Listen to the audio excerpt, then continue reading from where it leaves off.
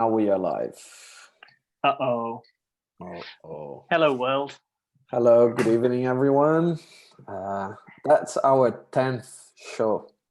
Has it been 10 already? Yeah. It's crazy. Wow. Yeah. It's crazy. Yeah, it's just been like, feels, if you really think it's 2 months and a half. It just doesn't feel, yeah, true. I guess when you think about it, but it just doesn't feel, it just feels quite quick to get 10 shows done already. Yeah. That is really quick, actually. Yeah. Yeah. Cool. So we're gonna start. Before I introduce, we're gonna have the line today. I'm gonna play one short film from Wes, and then we're gonna do introduction and talk drinks. So let me just share my screen quickly with you guys. Make sure you close all the dodgy tabs. No, they all close. I just put the dodgy one apart. I don't close because I missed them, you know. So that's why I keep mine on my iPad as opposed to my computer. Pro tip. Clever. So we should have my screen now. Let's make sure sound is on, everything's on. So let me know if you guys can see. Yeah.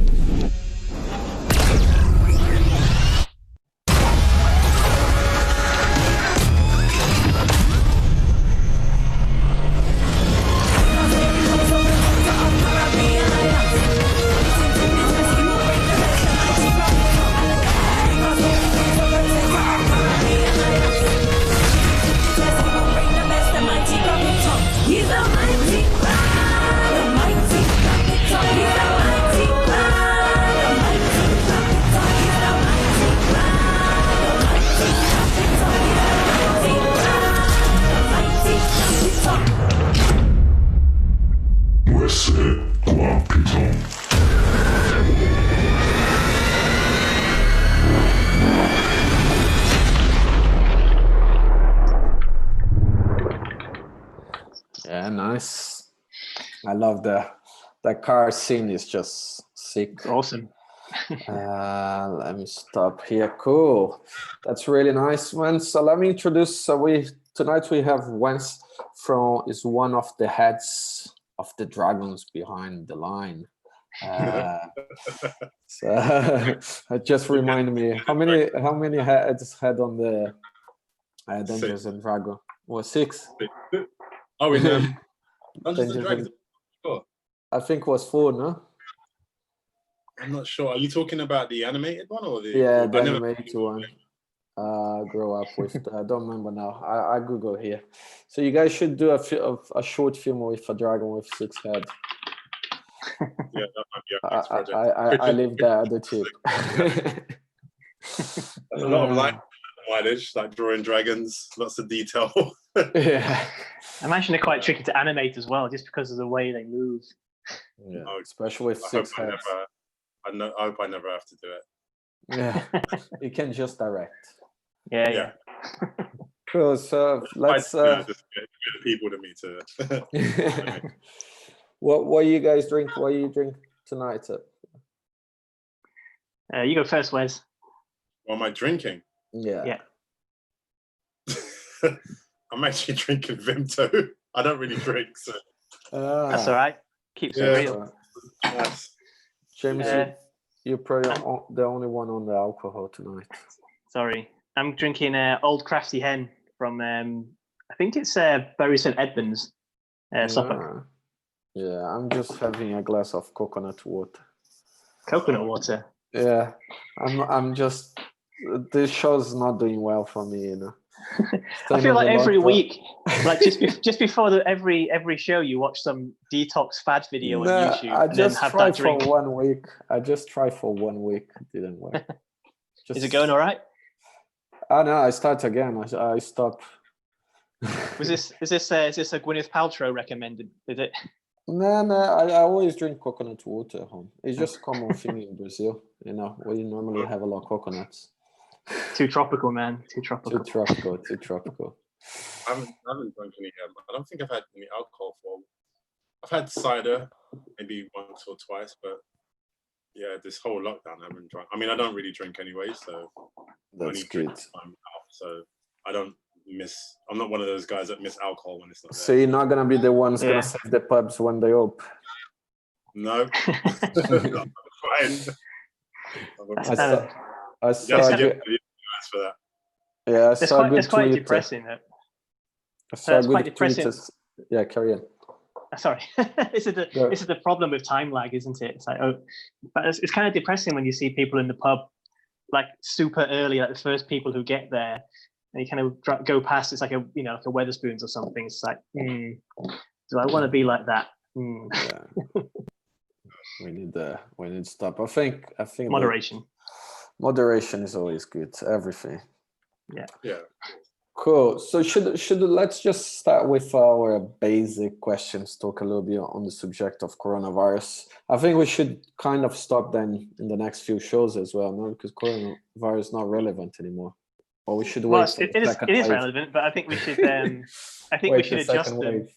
I think we should adjust them, and yeah. Yeah.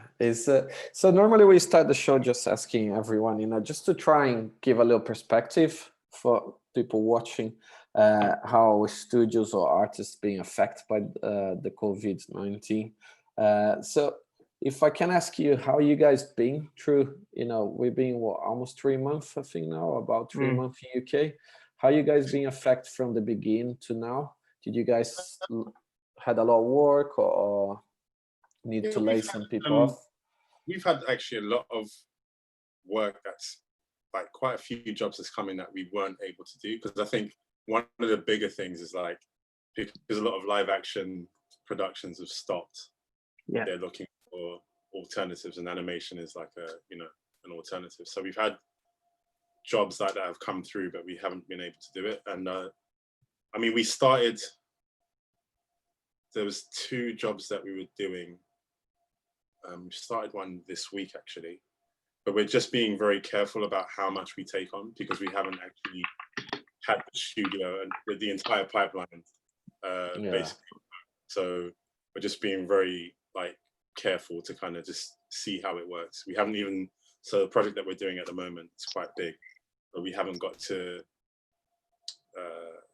comping stages yet. So it's going to be interesting to see how that works, because you can animate remotely and you can do design, but comping is a big part, taxing on computer power and processing, all that kind of stuff. So it'll be interesting to see how that works. But apart from that, we've been pretty good. We've been okay.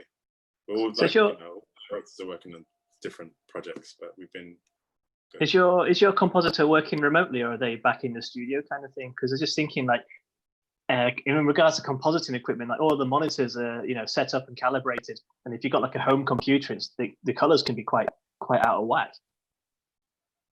Yeah. Makes it fun. We don't have. Maybe I'm answering this question wrong, but I mean, we comp on Macs and PCs. We don't have any special monitors at the moment.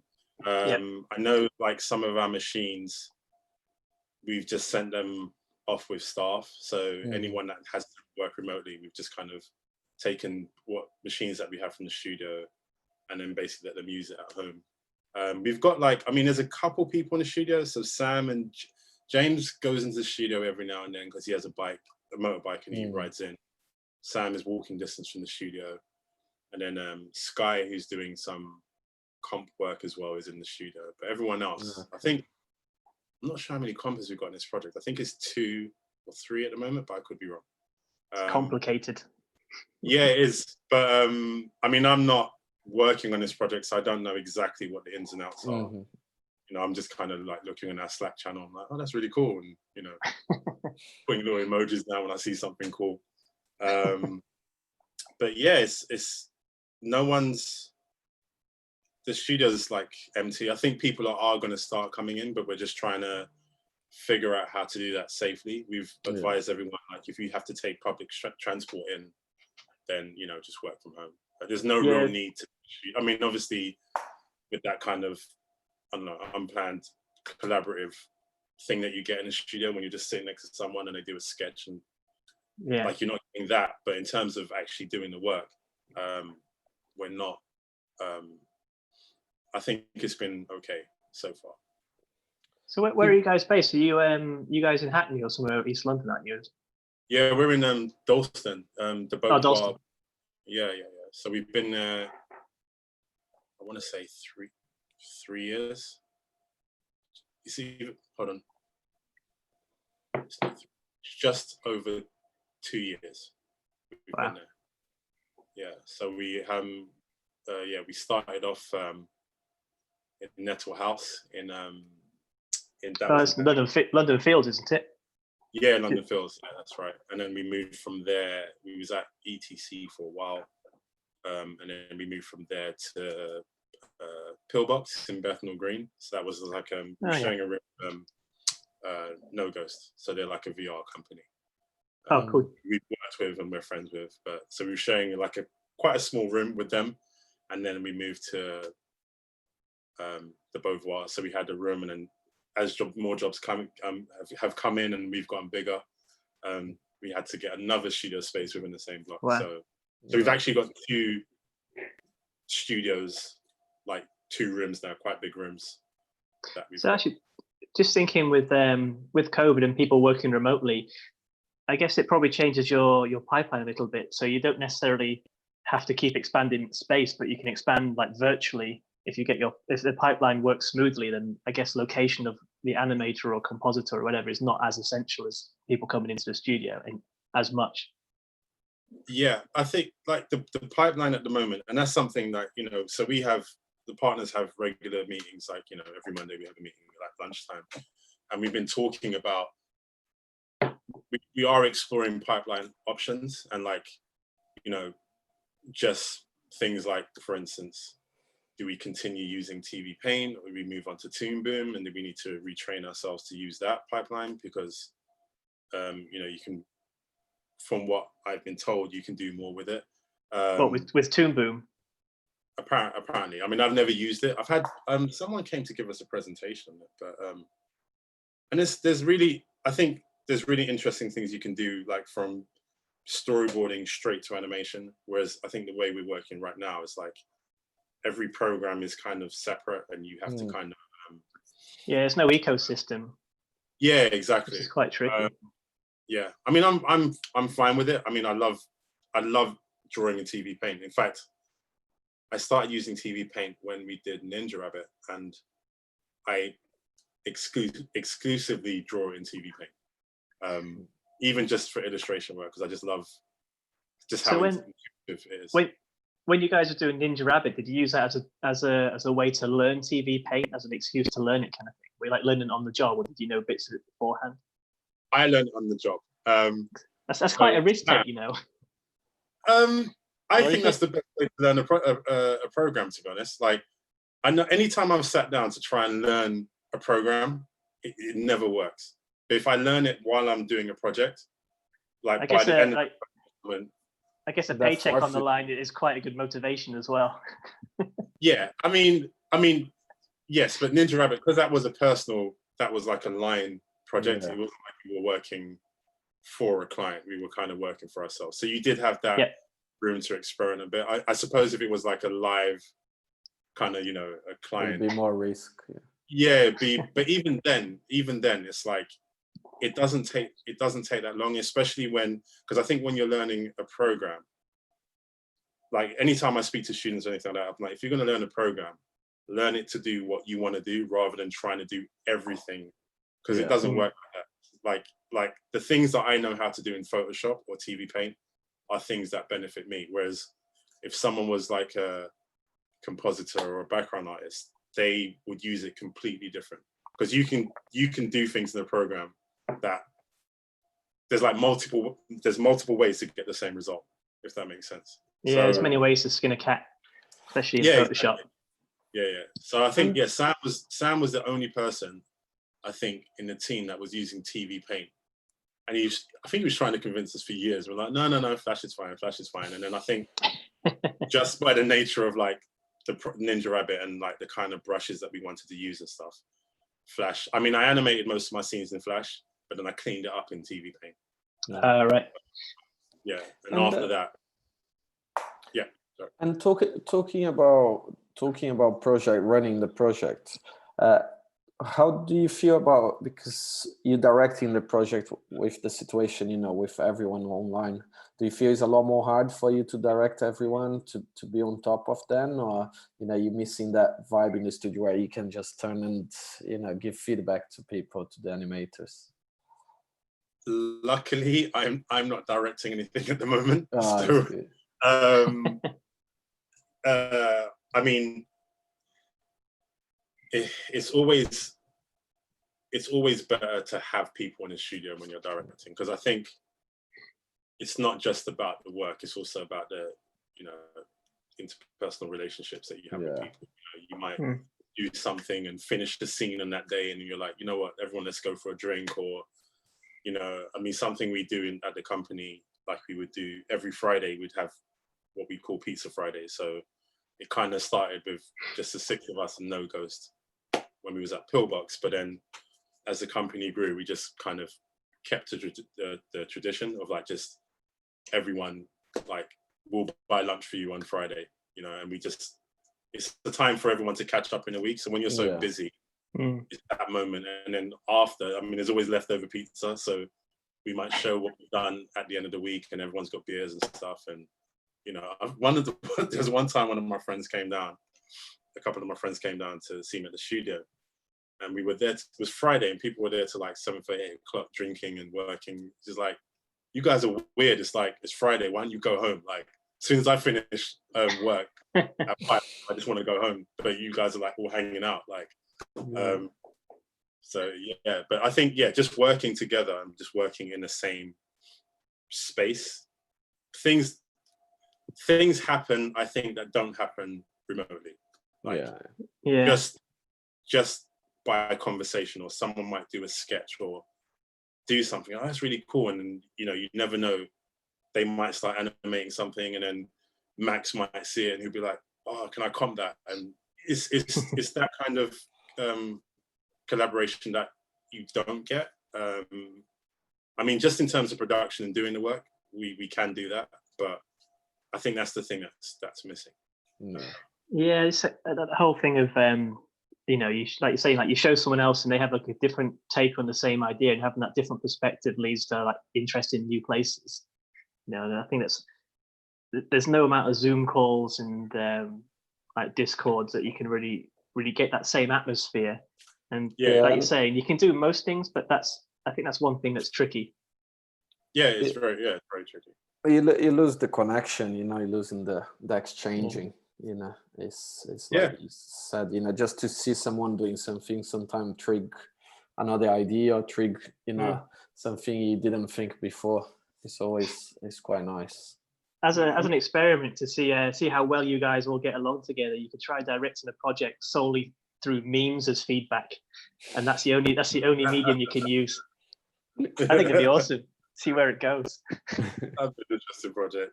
But it's been, I mean, and again, being in the studio, sometimes you've got your headphones in working, you might take it out, come up for air, and then someone's talking about something they did on a weekend, and you start laughing, and so it's like it's that type of vibe. I mean, I think there's advantages to working from home. It's like, you know, like commute's pretty good. Exactly. It's like I have to take the train, so it takes me like an hour and 15 minutes each way. Wow. And I don't miss that at all. Yeah. So it's like just stopping. Once I stop working, it's like, right, straight to the kitchen, go and get my food. It's like you're not rushing to cram your downtime in, which is kind of like counterproductive if you're rushing to cram your relaxing you get time more you get more time with like friends and family, which can be quite beneficial, just to switch off kind of thing, and that can be quite beneficial for your creative work later on as well, where You know, if you're spending that time commuting, like, you know, 2.5 hours each day is quite a substantial amount of time. Yeah, exactly. Kind of losing. Yeah. Yeah, it's always hard. So how do you see, you know, like the creative industry after this coronavirus situation? Do you see you guys working more with remote freelancers? Do you see that changing more, or you guys don't see much change for you? I'm not sure actually. I mean, we've always worked remotely. I mean, not everyone we work with is in the studio. It's mostly the people that we feel have to be in the studio are like leads, so art director or animation direction, compositing lead. Those people, those kind of key members need to be, because it's just easier to get, you know, rather than sending an email or setting up a Skype call, it's just easier to kind of like, you know, just do a quick draw over, look, like this. But I guess what I think is that it will, and this is my personal opinion, I think it would widen our scope. So if we can perfect how we're working now, it just means we'll have a greater reach for like maybe people that we probably couldn't work with because of the, you know, the constraints of remote, because we're setting up pipelines to actually do that more efficiently. We might be able to reach people that we wouldn't have worked with before. Does that make sense? Yeah. Yes, I think that's quite exciting as well, just because, like, in terms of creative collaboration, you know, like to work with anybody. I mean, obviously time zones can be tricky, but to potentially work with anybody else in the world, man, that can be pretty fun. Yeah, no, that's always like, I mean, I've worked with some really like incredible people, like who I've never actually met in person. So it's yeah, it's good. I think in terms of like us personally, I definitely would go into the studio more, but then I think I'm just wondering if I should work from home maybe one day a week or something, because it really does make a difference, like just not having to rush around to get to work. You know, like even getting up, getting in a train, packing yourself, people are pushing past and all that.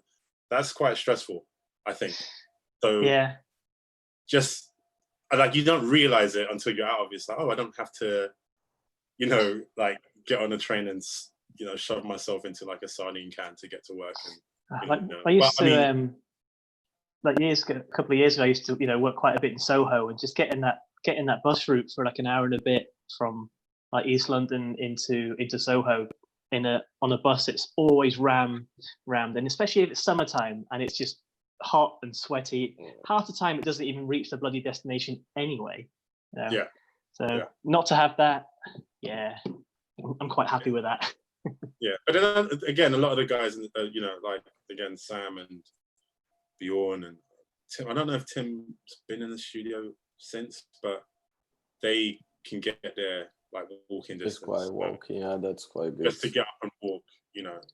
I mean, I think it's. I mean, the way I've set up my flat, like I've just like this room is just dedicated to work.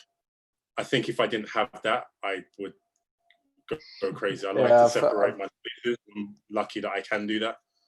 I think makes a lot more hard as well if you don't have like workspace, because I'm not really set up to work from home, so I'm pretty much working from the living room space. And now my daughter is back to nursery, but like for 2.5 months she was here every day.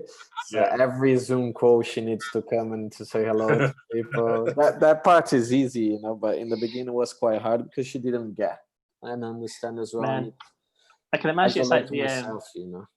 It's like the the BBC presenter in Singapore, where the kid just comes into the background and then the wife goes, "Oh, get out!" But it is. I think at least people end up getting used, you know, to have this situation. Is, you know, like kids getting in the room or dogs or things. But for me, the hardest part is like the beginning was a little bit more quiet, so it was easy, you know, to manage the guys in the studio and manage the work. But as busier we got, to jump on the pitches and creative, just to have that time to concentrate, you know, lock yourself from the outside world is quite impossible for me. So that makes really hard. I think having the space, like you said, the flats, you got the same, James. I think that helps so much. So you go into that. It's still breaking that, you know, that thing in your mind that you are going to work. You get into that room, you know, like that's your workspace. You know,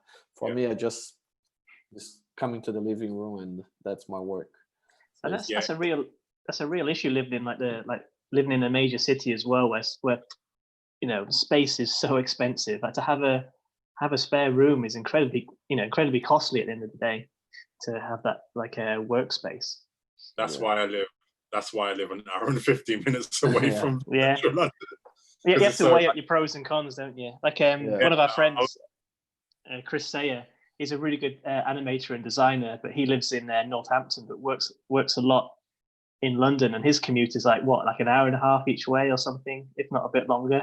I'm like, Chris, how the hell do you do it? Because he works late quite a bit as well, you know. But he's got a really good eye for detail. So I know that if something's subpar, he's not going to let it be subpar and then go home. He has to get it right and then go. So yeah, but I don't know how he does it, man. I never knew how he did it.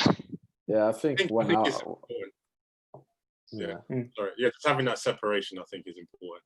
But I mean, going back to what you were saying about people's kids, or you know, like just coming in Skype calls, I kind of like it because it humanizes people. Yeah, you know, just like humanize. People are like, you know, doing their news thing, and then their kid just pops in. It makes them like, okay, it makes them human, if that makes sense. It's quite nice. I was reading a Reddit story the other day, which is quite funny, where there's this guy who had quite a few conference calls with his work colleagues, like on a laptop on a desk, and his wife used to like coming in and like flashing him and what have you. But unfortunately for her, there was like a mirror in the background, so his work colleagues could see everything. So the moral of the story is, if you're going to work from home, don't get a mirror behind you. You guys are all right. Well, I know Thiago's a bit iffy, but there is a mirror, but the mirror is just you've angled it. So it's an angle, so it's not a problem. But I put quite a few mirrors around, so you can see everywhere. So let's get away from coronavirus talk and mirrors. I wanna start asking just so a lot of people know you guys, but also I don't know if many of the people know, you know, you guys that. So the reason I made the joke in the beginning, you know, the 6 heads dragon, you know, you guys 6 partners, you know. I think for me, a part of you guys, I probably know only one other studio head. I think 4 or 5 friends in Barcelona. And could you tell us just like a little bit how you guys started and how you guys managed to stay a 6 partner? Because, you know, how you guys not fight? We fight all the time. Like, no, I'm joking. I always get this wrong. Like every time I tell this story, I start telling it, I start missing out parts, and then one of the others have to jump in. And then we did this, and we'll try and get it right this time. So I met Tim, who's one of the partners. I met him at while I was studying at Central St. Martin's, and so I've known Tim the longest out of the team, and we made a film together. So this was after my work, when I was working in Scotland on The Illusionist. I came back and we made a short film together called Drawing Inspiration. And we did it at Partisan, actually. They let us have their basement. So we spent like about a year making that film.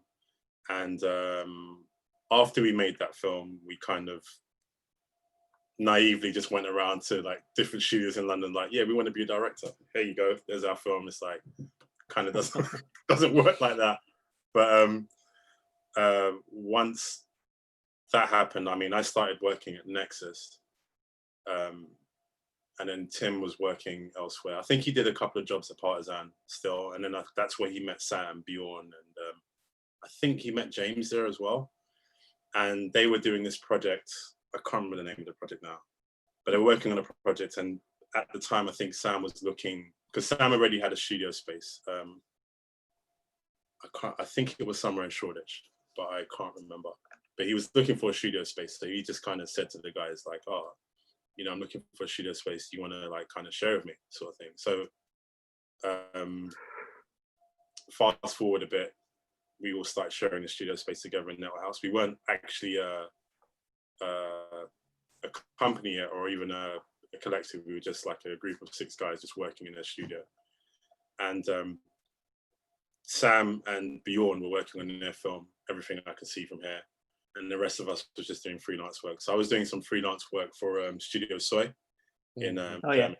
They're part of AKA, aren't they? Oh, sorry, they've got they're kind of like a sister company of AKA, aren't they? Soy, I think. Yeah. So it was amazing work, man. Yeah, sorry. No, that's all right. I was there for like a month, and then I came back. When I came back to London, so I was in Germany, in Stuttgart for a month, and I came back and I was working in a studio, like in Nettle House, still working on Gumball remotely, like just doing in-betweening work. And Bjorn and Sam were working in their film. Tim was doing some freelance work. So it was kind of like just a space for us to work, because I think we was all getting a bit stir crazy working from home anyway. And then we had the opportunity. So while we was at Partisan, we met some guys. One of them, Jack, who runs a production company called Bullion now. By the time when we was at Partisan, they were like just runners, and you know. So they saw that we were working, myself and Tim were working on Drawing Inspiration. So they came to us with this opportunity to direct a music video for Ministry of Sound, Porter Robinson.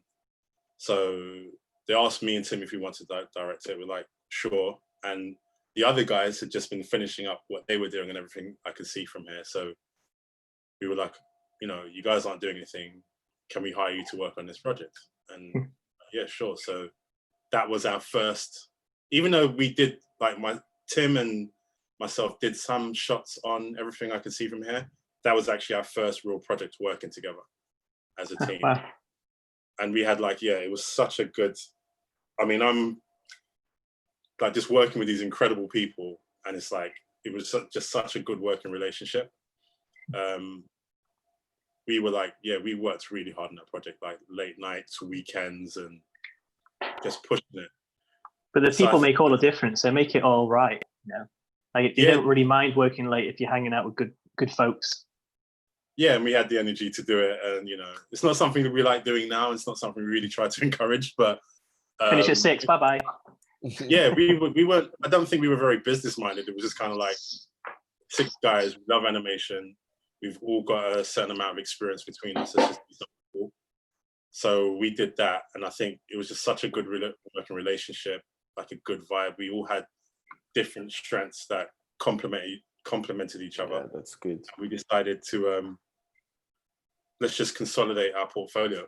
Like, so at the time, Everything I Can See From Here was, I think Sam and Bjorn were planning a launch for it. So they did like a big party thing at Nettle House.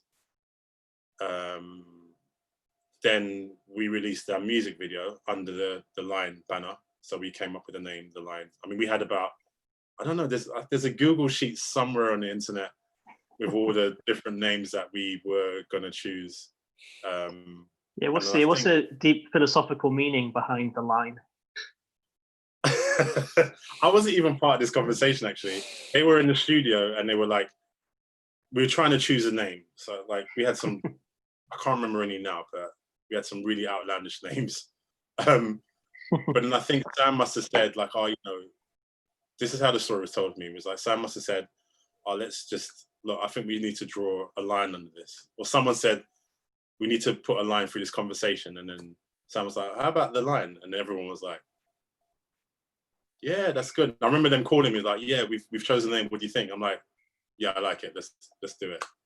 Did a logo, and then we were like a collective from there. And we would just so Everything I Can See From Here got a lot of traction. So did Porter Robinson's music video, and we just continued to work with each other. and then Bjorn got a job. I think he was doing some design work at ETC, Electric Theatre Collective, and they, they were looking for animators and designers. And he goes, well, actually, there's these 5 guys I know that, I can call upon them. So we all just worked there. We did the Talk. It was a Talk commercial by Cyanide. So they were the directors, and we did all the animation and design work. And we just kind of just stayed there. They just let us stay in the studio space, and we were working there. And any jobs that came through, we were the kind of go-to guys for anything 2D. So we was there for about 2 or 3 years, I think. And then, things didn't work out. No bad blood or anything like that, but it's just like, I guess our ambitions weren't lining up. Killed their studio dog or something. Huh? They killed their studio dog or something. Yeah. But they actually, we were there for a year, and then we actually made Ninja Rabbit and Joyride while we were there, because they wanted to kind of. I love that Joyride project. That Joyride project is awesome. Oh yeah. Every time I watch it, man, it's just the kind of the attitude and just it's quite minimalist animation in a way. It's just like slight movements in the face or what have you, but you really, I don't know, you get the point across of what they're thinking there and their personalities. But man, I love it. It's awesome.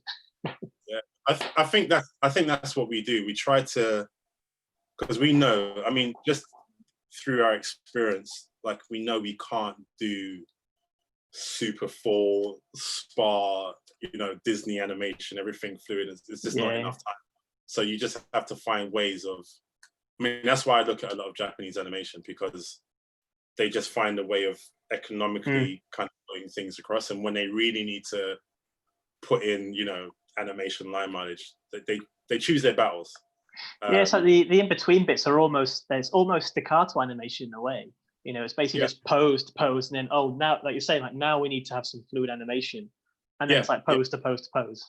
It's just really interesting how efficient it is, or can be. And I think all the guys in the shoot, they can do that really fluid stuff. It takes a lot of time and energy, but they can do it. James and Sam were animators on The Illusionist, and the animation that is very fluid. It's stunning, So we definitely have the ability to do that, but it's just finding a style that's quite striking, like cool poses, it looks good, the comp's good. Like if you have all those things together, you don't necessarily really need the like super fluid animation. Apparently, the guys on YouTube want a Joyride animated series. Oh really? Yeah. I'd be down for that. That'd be a great idea. You never know. But yeah, so I think we were there. That's when we made those films, and we actually made those films side by side, which is insane now. We would never do something like that. But again, we weren't very business minded. It was just like, let's just make cool stuff. Like we want to make really good stuff. So I was doing Ninja Rabbit. Tim and Max were doing Joyride, and those productions were running alongside each other while we were doing other things. So sometimes we stopped to build ourselves up financially to go back and work on it. And like ETC was giving us jobs in between where they could. So yeah, that year we actually released. So actually the year before that we did Wallflowers at ETC, but we'd already started working on that from Nettle House. And then the following year we did Ninja Rabbit and Joyride in the same year. So it was like that's intense, man. Yeah, we dropped one short, and then about 2 or 3 months later we had another short. So it was like that momentum. I think there was just a lot of momentum for us that year. So was that like a strategic thing as well? Were you thinking about, like you say, like your momentum as starting a company to build that momentum, or just like everything came at once and you just did it and it's like, oh, that worked out pretty well? There was absolutely no strategy involved in that. It was Good to hear. Just looking back on it, like when you look back on it, it like I can see how it worked out in our favor, but there was kind of no plan. It's like Tim wanted to make something really cool. Max was really excited about it. they collaborated. I wanted to make something really cool, you know, and we just kind of went for it. Even now, we just want to make, we're trying to release a short or a personal project from the line once a year, because that's why we got into it. And I think, like, you know, you do commercials, and luckily for us, like the types of work that we get, they always point to something we've done rather than something someone else has done. So, we really like Ninja Rabbit, can you do that? Or we really liked what you did in Joyride, can you do that? It's never been like, oh, we saw this thing at Disney, can you do that? Does that make sense? Yeah. So we're very fortunate in that we get to make the things that we would actually, that suits our sensibilities. Do you ever feel, I mean, looking at, like going through your portfolio, it seems it's all very varied, but obviously we only see the stuff that you put online, but do you ever get kind of, I don't know, like fatigue when a client comes to you saying, oh, can you just do this, and it's stuff that you've remade, you know, quite a few times previously, rather than them wanting to push the boundaries? Like, how do you deal with that kind of side of the creativity? So I guess, so do you mean, do we have projects that we don't put out? Is that what you're asking? Well, it's kind of, you're saying clients come to you because they want your style, effectively. But sometimes do you get stuck doing the same style over and over again, and you want to break out and do something different? Do you ever get kind of like fatigued in that regard? Me personally, no. I mean, we might try variation on something. So, for instance, so the last project I directed co-directed with Alvise Zanaro. It was actually his first time directing, but we directed this project together, and I was like, it's little things like, oh, I want to use this brush, or if you use a different background artist, then you'll get something slightly different. Yeah, it's very like, so for instance, Bjorn directed the last project. Then we had Kevin, who was doing all the layouts, and then Alvise was, you know, he's an incredible animator, so he was like controlling the animation side of it. Like, I would add my 2 cents in, but he just spent a year working, like, you know, at Spa. So it's all right. Yeah, exactly. And it's one of those projects that I actually learned a lot from. I always learn something from projects, but it's been a while since I've actually sat there just watching everybody just being completely just at the top of their game, just doing what they need to do, and just looking at them and be like, right. And Wesley, what do you think of this? And I'm like, yeah, it's good. Carry on, sort of thing. But so if we ask people who work for you guys what it's like to work at the line, they'd be like, yeah, it's really nice, except, man, this Wes guy just keeps staring at me. Just staring lovingly into their eyes. Being all creepy. Wait, don't blink. Getting back to, you know, like the work you've been doing as well, and the line in general, a lot of your work is a lot inspiring in anime, or the background. Where they come from, you know, why you push that? Because you're talking about Disney as well being more fluid. Is anything related, like you explained about the Disney is more fluid, the way anime work is find clever ways to create the animation? Do you think it is more related to the technical side, or why you just grow up watching a lot and inspiring you? I actually grew up watching everything. Disney, I read Marvel comics, Image comics. I was I was into Otomo, I was into Joe Mad, I was like Scotty Young.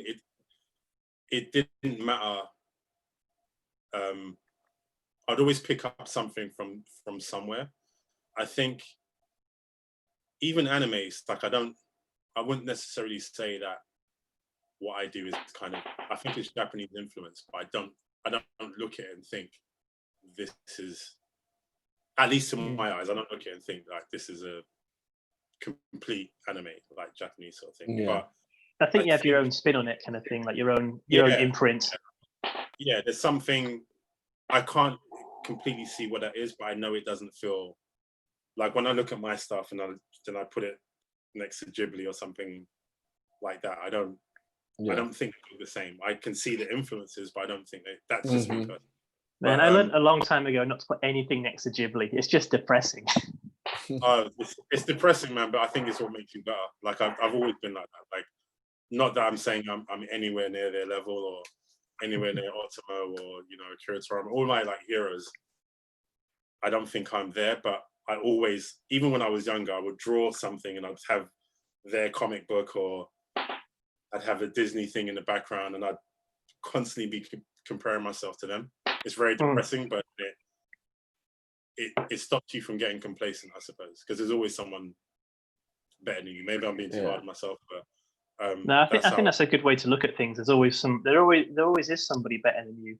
So I think it's a nice way to look at those things. A nice perspective to keep people humble as well. Like I remember, like back in like early 2000s, where you had like Rockstar motion designers and Rockstar designers. Like, it's kind of it's just such a weird thing. Yeah, I mean, even as a student, like, I never compared myself to the person.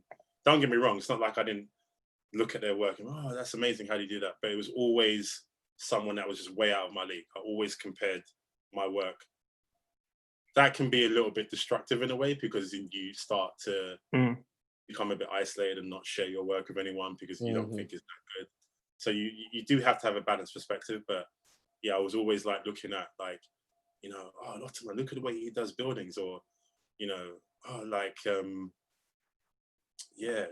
LaShawn, look at the way he does creases. It's always, I was always looking at somebody else and just trying to reach that. And it's a bit harder now because I've like taken more of a directing role. I mean, I still do design work, and in Piton I did most of the layouts, drawings, and I did some animation.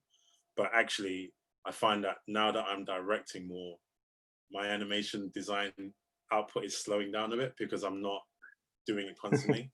I think there might be a moment, maybe like a few months, where I might have to just take time away from directing or doing anything like that completely and just draw, because that's why I got into this. That's why I love it.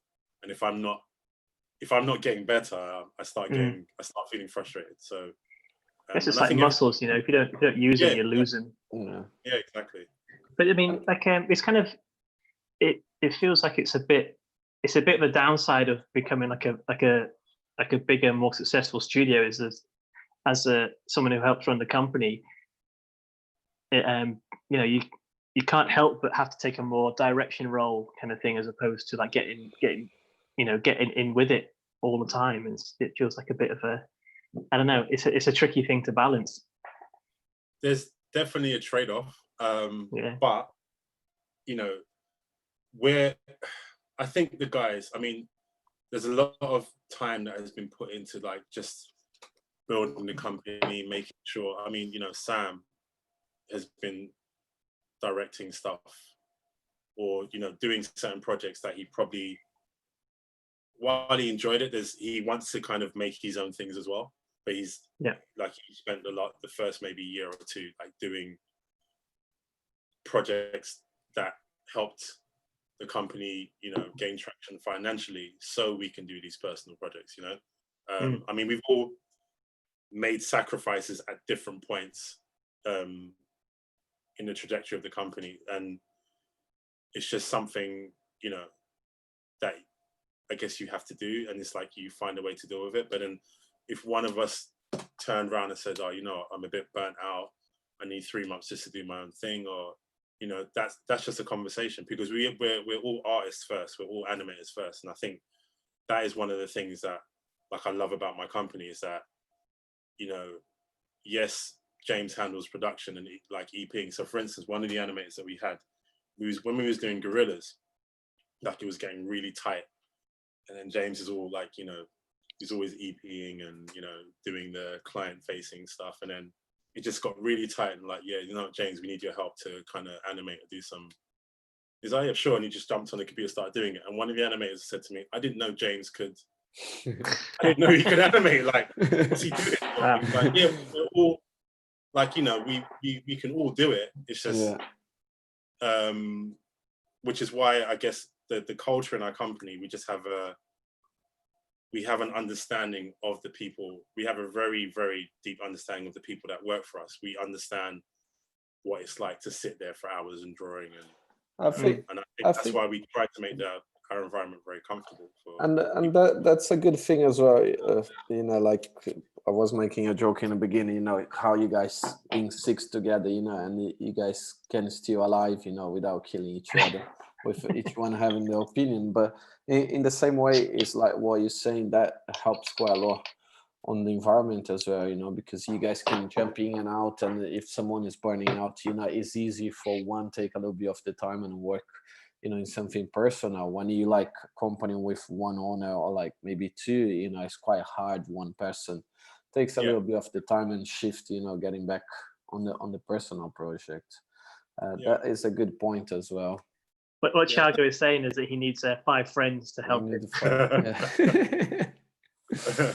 Need your Power Rangers team.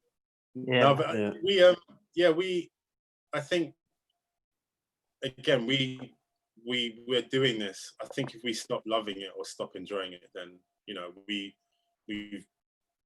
had internal conversations where anything we get through the door, we're lucky that we are getting stuff through the door. I mean, you know, most companies probably don't have that option. Maybe their overheads are a lot bigger because they're bigger, then they have to take on more work in order to sustain their employees. But we're at a nice size where we can take on projects that we really enjoy, and we think we can actually do something that's going to look quite cool.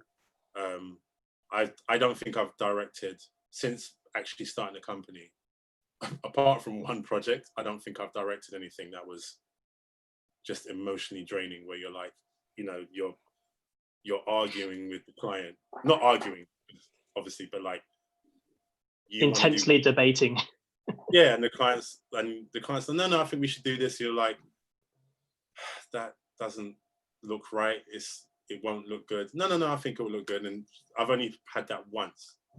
Like that is lucky. That is very lucky. Yeah, but again, it's that thing of they're coming to you for what you do. So it's like there's like a trust that they come with. Whereas if they're coming to you for something that you've never done before, if they've never seen it, then it's kind of like they'll try to kind of micromanage. But every project we've had, luckily, at least from me directing, it's like, and you know, if the client asks you to change something, like it's totally reasonable. So for instance, the last we did the Riot job last year. It was True Damage, and because they're a group of artists as well, they have a group of artists. When they said something didn't look right or it didn't feel right, they had a very valid reason for saying it, and they would supply drawovers so you knew exactly what was wrong. Whereas we've had clients who's like, oh, can you just make it a little bit more aspirational? It's like, I don't know. Can you make it more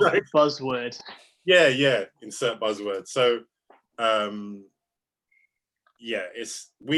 again, I think that's one of the, definitely like a big thing for me and the rest of us, where we're just getting projects where people are quoting our work back to us, you know, and that's easy to do. It's easy to be yourself on a project, but if they ask you to be someone else, then it's very difficult. And it always annoys me when a client goes, oh, can you just copy this style? It's like, just go to that person or someone else who does something similar, as opposed to, it's trying to make a square peg fit into a round hole. It doesn't work. Exactly. Yeah, but I mean, in their defense, they don't, like, I always have to kind of try and look at it from their point of view, because they just see drawing as drawing. They don't necessarily see the nuances. That's true. Like, they just think, all right, because you can draw, you can do anything, when it's not really. It's like everyone has a handwriting. So even like having to explain to clients, like, if someone shows me some rough animation or, you know, a storyboard or an animatic, I can look at it and be like, all right, change. I know exactly what it's going to look like. Whereas with them, they have to make this massive leap. It's like, wait, is that going to be in color? It's like, that's true. Yeah. So that's another thing that we've had to learn, is like not to get to be emotional enough that you care about the work that you're doing and you can do a good job, but not so emotional that you're actually dismissing. It's always it's always fun when you send over an animatic and they're like, oh, we expected more animation. It's like, yeah, it's an animatic. Yeah, but it's a very hard thing. And like the last project that we worked on, so we worked with it was a Shift Media and YT, and they were very, very, considering how much time we had to do it. We had like 9 weeks. They were very, very trusting. Like I was quite taken back at how they obviously asked questions and we explained it the best we can, but they had to take a big leap. I mean, in my mind, I'm like, I know the project's going to be good. I've got a great team. It's going to be good. And I kept saying that to them, don't worry. But from their point of view, they are taking a risk. Like, all right, we need to do this. How are you going to get from this point where it's a black and white drawing to finished colors, effects and stuff? And they trusted us, and that was the result. But I think when they don't trust you and when they don't have that faith, you end up redoing things, and then your final product is compromised. Okay. Yes, it's no one's happy with it, not really. Yeah, so I have to admit, like, sorry, I have to admit, like, when you do a project and the client trusts you, in the back of my mind, you're always thinking, I'm sure there's going to be an email with a shit ton of feedback any moment now, and it's going to be terrible. And then it never comes. It's like, oh, that was weird. I've had that so many times where you're like, the last week, and you're like, nah, they're not going to let this go through. There's no way they're going to let this go through, but they do. So, you know, like, and again, if you do a good job, even if maybe someone, because again, they have to answer to people as well. It's not like we're just answering to them and that's it. They have to answer to someone. Yeah, and they have of course, that idea to them. So even when, like, if you do a really good job, they would almost fight for you to get that thing to go through if you've done a good job as well. So it's kind of like giving them a reason to fight for what you've done. So but yeah, it was, you know, again, all the clients I've had and agencies I've worked with, they've been good. They have been really good. So do you think, talking about clients as well, because of course you guys do a lot more like the traditional animation, the cell animation way, you know, do you feel you need to educate more the client as well? Because clients is they more use, even for us work on 3D and more like motion graphic, you know, client is more used to that as well, the process, the behind, but even with that, we need to explain to them sometimes what is animatic and everything, but they use to that. When it comes to cell animation, the process is a lot longer and also is a lot more hard to change things. Do you feel clients sometimes let you not like push the work in a way because they don't understand, but do you feel you need to kind of educate them in the same time? Yes, and I think that, like, we have to try and again, going back to them having to make a big leap of faith in many respects. It's just, you know, holding their hands through the process. So we send a document about the process. So we literally have a document about what happens first, what happens next. We have a little animation kind of explaining what cleanup is, what tie down is, etc. So, I mean, it's very hard for them to take in, but we have some sort of process, and then we just make sure we try to baby step them through it, just so that they're not sitting around just hoping that we get it right. You know, so for instance, we make it very, very, very clear that the editing takes place in the animatic or animatic stage. And what we try to do, so anytime we're sending kind of whips, for instance, we'll have the animatic or the color script in one corner, so they can kind of make leaps to see, you know, they can look at what's going on and look at the color script at the same time while it's playing live, and then have, you know, if they're looking, then send those documents to them so they know. And it's also just being available for any questions that they have. Like you just have to be available.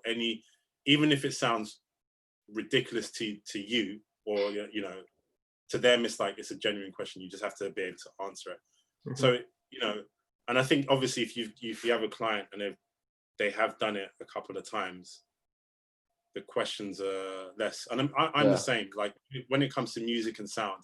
So for instance, the first time I worked with Box of Toys was on Ninja Rabbit, and I was so many questions and do it like this. And obviously I was given my direction, but it was a lot of questions. Sometimes they would do something and I'm like, I doubt it. And I'm like, oh no, I think you should do it like this. And they would do exactly what I say to them, completely rubbish. And I'm like, oh, actually the first thing you did, like, but they allowed that process. They allowed me to get to a point where I'm like, to try things out, to be wrong, for them to do it. And our working relationship sense is like, my feedback isn't as much anymore. It's just like, I think you should sound like this or you should try that. But because I know exactly what they're doing, they trust me, I trust them. It's like the questions are less, and it's just going through that process. So I see it as anytime they're asking those questions, that's the opportunity to educate them and for them to learn the process and feel like they're part of it. And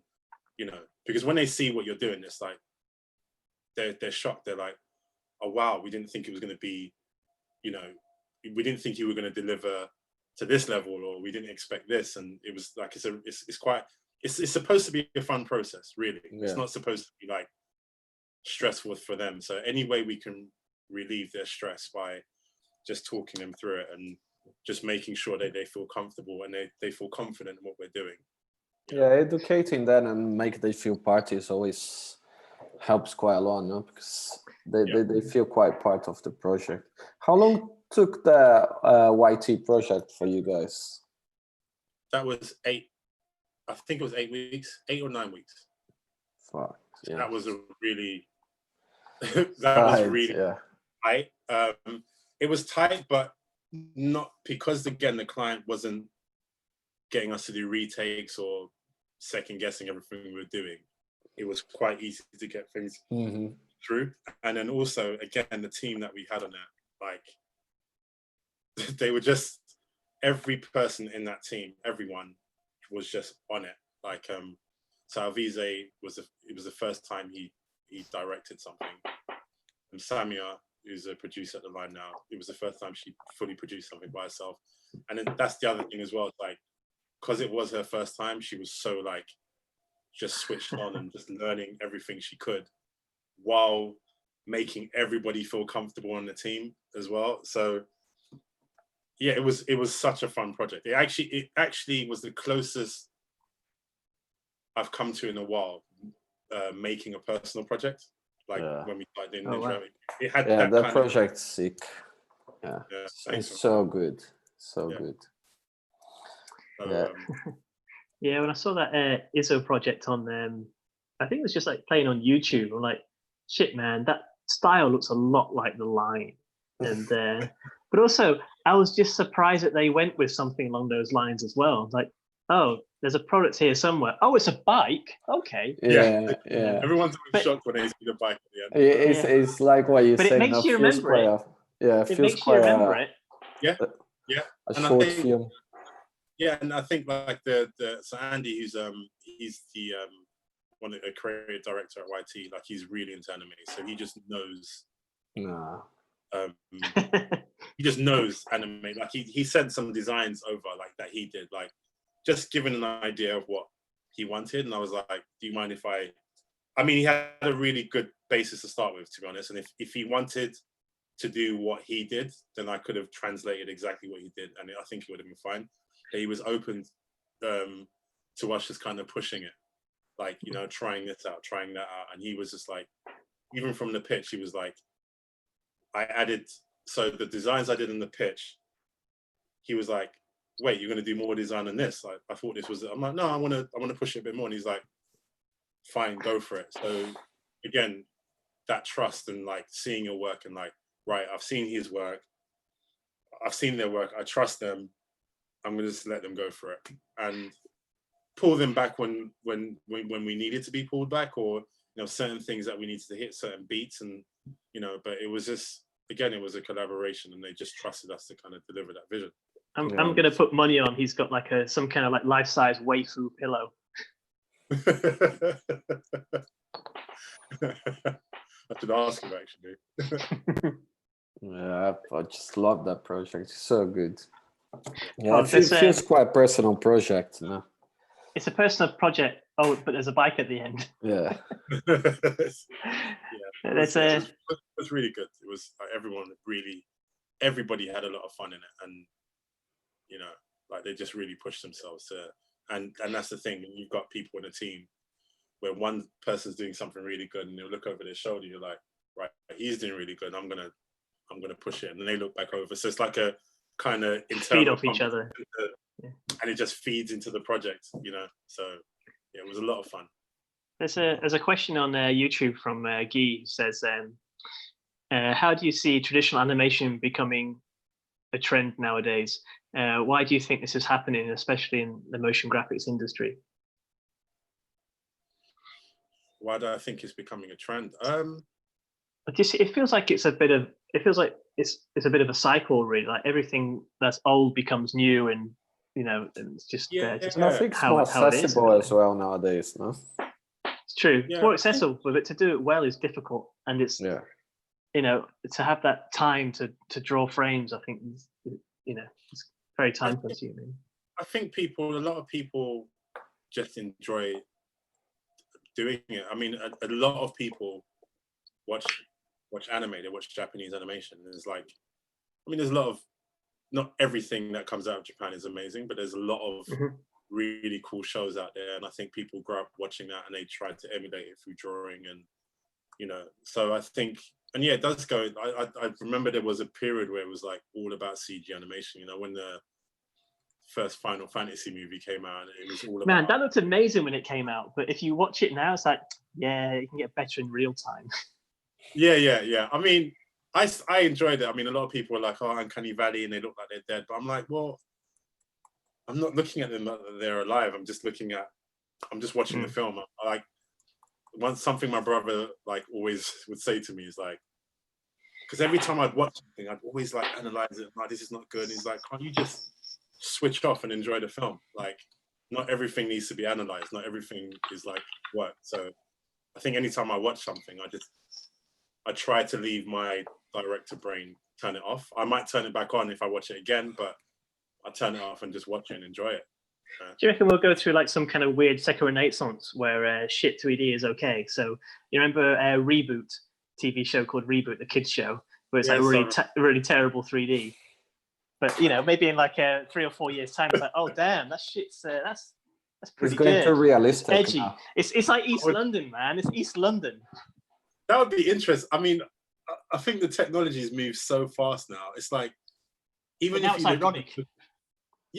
When you look at students now, they're just incredible now. Like the students are coming out, like the things that they can do. I'm like, I couldn't do that when I first started. So it's like, because there's all this access to information, like YouTube, you can get videos and you can watch it frame by frame. You can study it like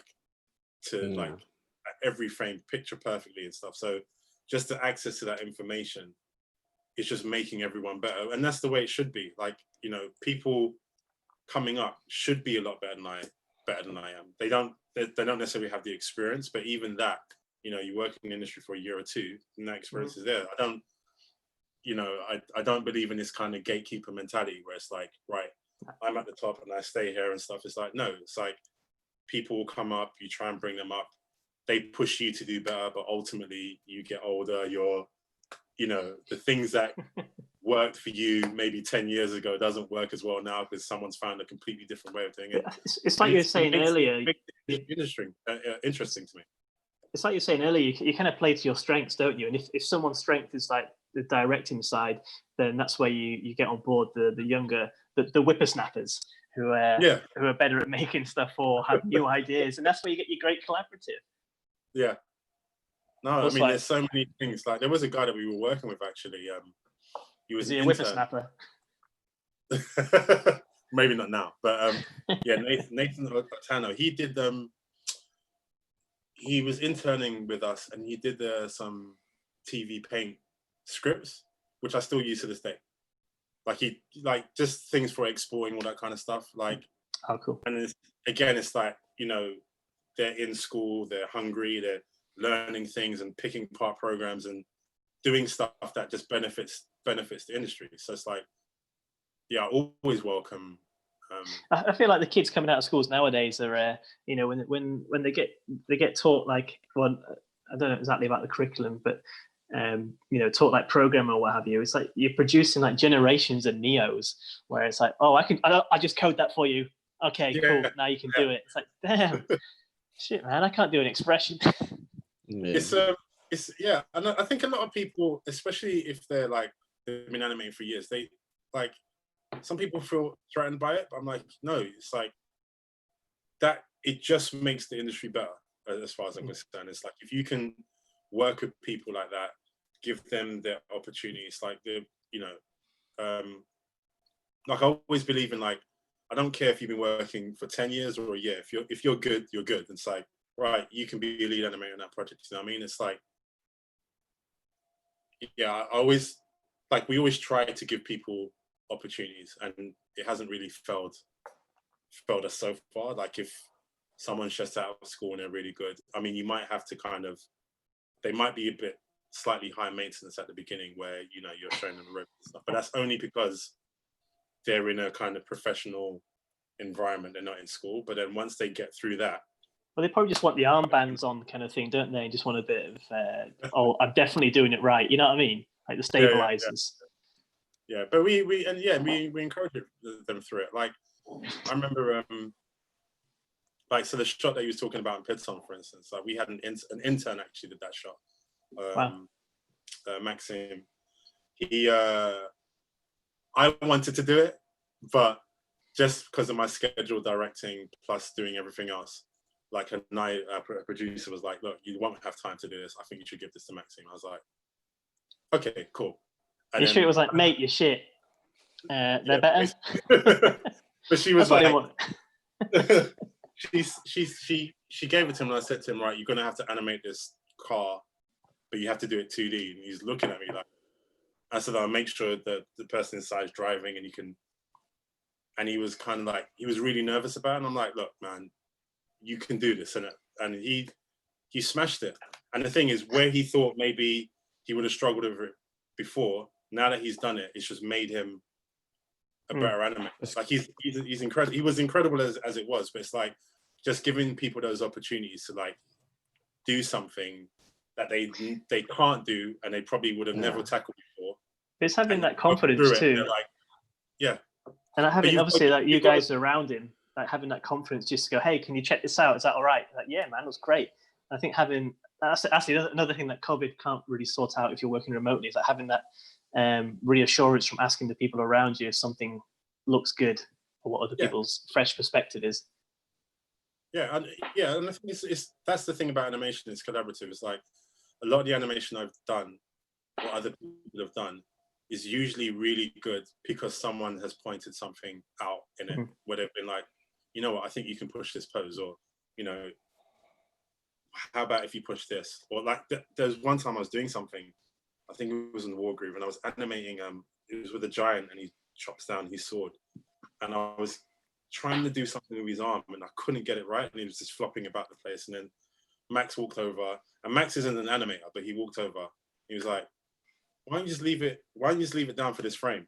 That just one comment, I was sitting there for hours, and he came over and it just worked. And it's like, he's not an animator, but just him being there and just looking at one frame perspective, and walked off. I was like, oh, okay.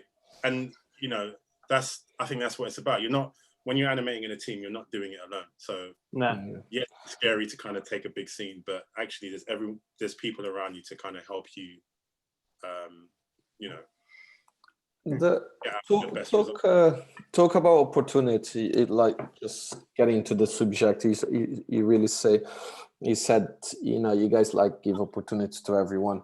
It is a subject we're trying to push more to talk on the show as well. I think, like, our industry is still predominant male and white people, I think it's shifting quite a lot because we can access more people around the world. But if we think in England or even other countries, we still an industry where probably like, I don't know, 75-80% is male compared to female, and it's majority, is still quite more a lot white people.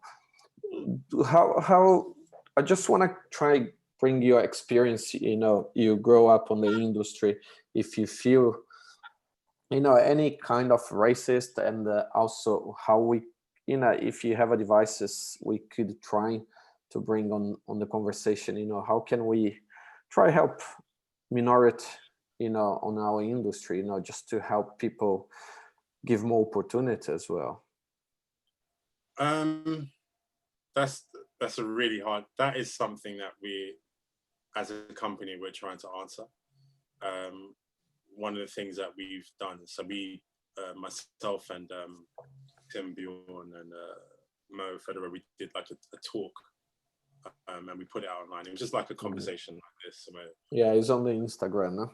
Yeah. So that was one of the things that we felt was really important, to just have a candid conversation, because I mean, obviously, after the George Floyd murder, a lot of blacks and people of color just, I mean, everybody I spoke to, especially men, black men, just from all industries, just tired, just very upset, hurt, angry, like lots of emotions, where I've been talking to my friends for about a week just to kind of have that kind of support network. Yeah.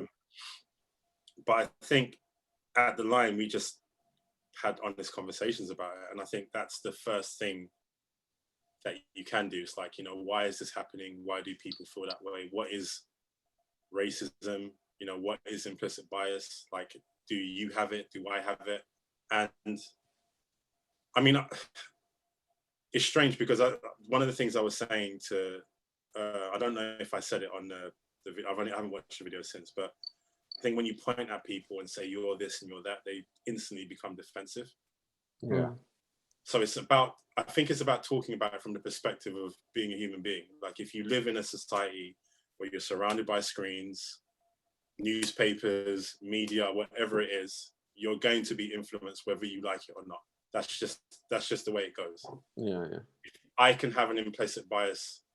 So one of the things I mentioned in the video is like, the way I used to draw when I was younger, in teens, I didn't draw black men very flattering. And if I can have it, what makes you think that you can't have it? It doesn't make you a bad person if you have it. What makes you a bad person is if you don't try to address it and try. It's also recognizing it, and then, like you're saying, that's what it is. It doesn't make you. But again, everyone's the hero of their own narrative. So it's like, if you've grown up thinking that you're a good person, you're tolerant of everybody, the moment someone shows you something that you might not be, the first thing you do is become defensive. And but it's not really about being. I mean, some people don't address it, and it just goes too far. And on the extreme end of the scale, you end up with someone like George Floyd being murdered. But it starts from small things, and I think just having conversations to address that, like internally, talking to people, like just constantly talking. I know Tim, for instance, he just felt, for that week, he just felt awful, because he's like, what have I done to kind of, I'm not a bad person. What have I done to do this? And it's a very hard thing to look inside of yourself and see something, like look in the mirror and see something that's not very pleasant. But I think with people of color and black people, we just do that almost as a day-to-day. Like, you do that from young, like you start learning things about yourself. Whereas I think when you're white, you don't necessarily have to do that, because no one's forcing you to do it. Everything in your environment, whether it's commercials or movies, or is reinforcing your own identity. Whereas we have to kind of find it, tell each other, hey, you're do you know what I mean? It's I think it's difficult as a white person, because sometimes you don't know until you know, and sometimes we need to be told these things too. It's kind of I don't know, I find it I find it frustrating that it's something that's in front of your face and you don't realize it's there. But it's if you've spent years absorbing the same things from your culture, it will take a while for it to come out. It's not a quick fix, unfortunately, and that's nobody's fault necessarily. But as long as people are doing the work to address these, it's very uncomfortable. It's very uncomfortable to have those conversations. It's uncomfortable to have it with yourself. But if you do that work, you will come out the other side. And I think just definitely just having conversations with people, I think, is definitely the first step. The second one, just in terms of our industry, that was where it becomes a bit more difficult for me personally, only because, and I've spoken to Blacks, women of color, I've spoken about this, where it's like, you don't want to be tokenized as a solution. Like, representation does make a workplace better just by the kind of stories that come out and the kind of even techniques that might come out, just having a broader representation. I mean, for instance, if you look at what I do, I'm born in London, raised by Caribbean parents. I'm into Japanese animation and I'm trying to do something based in the Caribbean. So it's like, that's a fusion of cultures right there. So imagine if India had a unique animation industry. Like, I watched, there's this film called Legend of Hai. I grew up watching a lot of Hong Kong cinema because, like, you know, in the Black community, Kung Fu is very, very popular. And there's a film that came out recently. I haven't watched a lot of Chinese animation, but that film, I watched it. It's a Chinese animation thing. And it's like, the humor in it is so unique to Chinese and Hong Kong films. Like, I didn't realize this. It's only when I was watching, I was like, this reminds me of like a Jackie Chan film I saw, or Sammo Hung, or they're quite slapstick. Yeah, it reminds me of that. I'm like, that's something that you don't actually get in Japanese animation. So the influence is Japanese, but their actual humor and the way of putting an idea across. Like, I was watching and I was laughing. Like, it's very rare that I watch animation and actually laugh my head off, but I was actually laughing at the things that was happening in it. And I think, again, that is just, if you imagine if you had every, you know, sector of the world having their voices heard, you're just going to get a richer pool of animation. It's impossible not to. So I definitely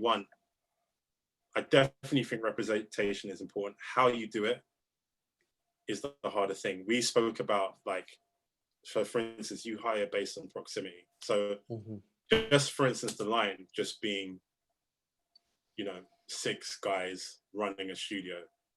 That wasn't like we sat there and we were like, okay, we need 6 guys and, you know, we need to have guys to run a studio. It was just proximity.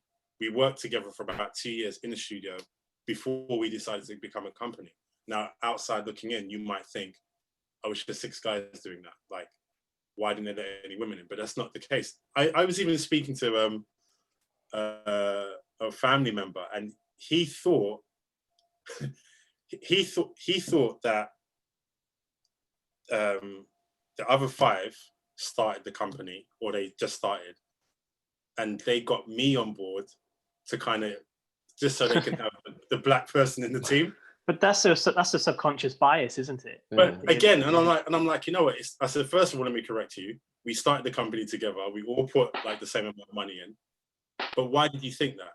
What made you? Because I never told you that story. So what made you think that I was the guy to kind of balance out the scales, so just that the rest of them don't feel like, you know? And that's why I'm saying implicit bias.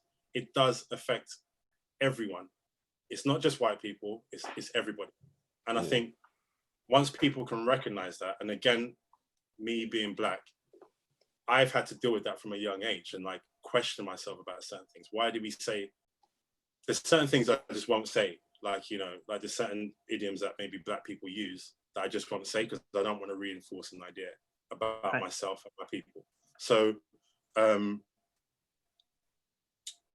yeah, so it's kind of like how we get people into the industry. So again, I was saying that you hire or you work with people according to your proximity. This is something that Tim was saying, where, you know, so for instance, when I go home to my family, it's mostly Black people, or my friends are mostly Black, Caribbean, African. If you're white and you get people to work with you, you're hiring according to who's the closest to you. Does that make sense? So, and then also the other thing as well is that animation isn't a very visible industry.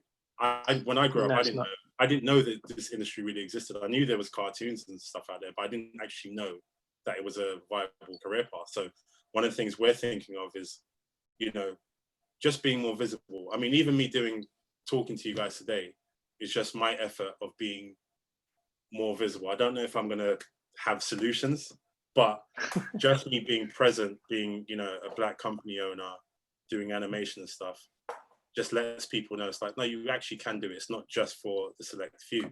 It's already part of this. It's already part of a solution anyway. Right, exactly. So, like going into, you know, maybe just going into the schools, maybe like, you know, organizing training programs. I don't know how we're going to do it. It's something that we're discussing.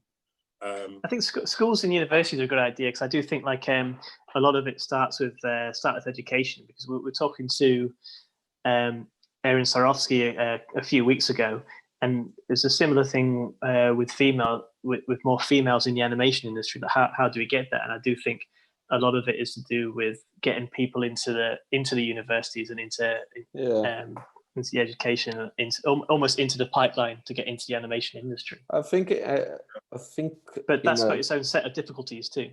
To show on the education level, you know, before university, you know, so we can, you know, you can inspire kids before, you know, university, because when it gets to university as well, is a late point where they already decide, you know. But people, to be fair, university is expensive too, so it's not cheap to go to university for anybody. I mean, I don't think it's a quick fix. Something, again, I was saying to like a family member, he was like, you know, I know you say you want to be hired on your merits and stuff because you worked hard, which he agrees with, but there's some industries that they have to use affirmative action because they won't. So I didn't think about it. So I guess just for our industry, like, I know personally, and maybe this is a bit stubborn, I mean, even like, I know they had, I remember Tim talking to me about something the BFI was doing for like ethnic minorities, where they were giving funds out. And there was a part of me in my head, I'm just like, no, I refuse to take it. Like, I'm going to make what I want to make on YouTube. I'll put it out and that's it. I don't need any help. Because, you know what I mean? It's like, I mean, the other part is that, you know, if someone else can use that money more than me, I don't need to take it. But it's just that you ultimately, I think equality is about feeling normal in your environment.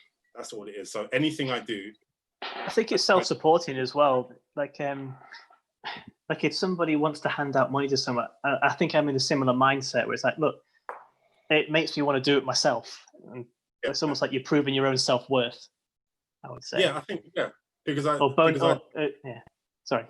I think I have, no, sorry. I just think I have a, you know, my parents never, they always said that you have to work hard. And I don't think I've ever had a conversation with my parents where they said, oh, you have to work twice as hard as everyone else in order to get to where you want to get to. But I have heard that around my family. I don't know specifically where I've heard it, but most Black people have heard that phrase in their life. And I think for me, it was just always about, anytime I didn't get somewhere in work or if I didn't get a job, it was always about me personally. Whether it might have been a bias towards me, I will never know that. But I always thought, no, it's because you didn't do your CV right, or because you missed this. And I'll just go back and do it now. And that's always been my attitude. So anytime I was in animation, when I went to study, so I studied at Central St. Martin's, that's where I met Tim. I went a year before I actually got in the course to find out what I needed to get on the course. They said I even needed a degree or 3 years experience. I didn't have either. I'm like, I think I could draw pretty well. Like, what do I need? And it's like, oh, you need a lot of life drawing and all this kind of stuff. So that year, I just worked every life drawing class I could go to. I was going to them. I went to I think it was a Massive Black Concept Art .org. 3 days in Prague. I learned a lot in that.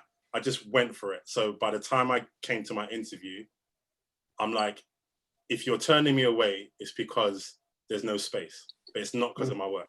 That was my mindset. It's not because I thought I was better than everyone else, but I'm like, to get on this course, I'm gonna be the best I can be. And that's how I've always approached things. So it's kind of like I've always been careful to try and balance myself out a bit in that if I'm going to put it down to racism, that's going to be the last thing on the spectrum, if that makes sense. Yeah. So if I've done everything I'm supposed to do, I've been respectful, my work is good, and I've done all of those things, and I'm still not getting anywhere, then maybe that thing would kick in. But it's never gotten to that point for me. So what did your parents think when you got into animation?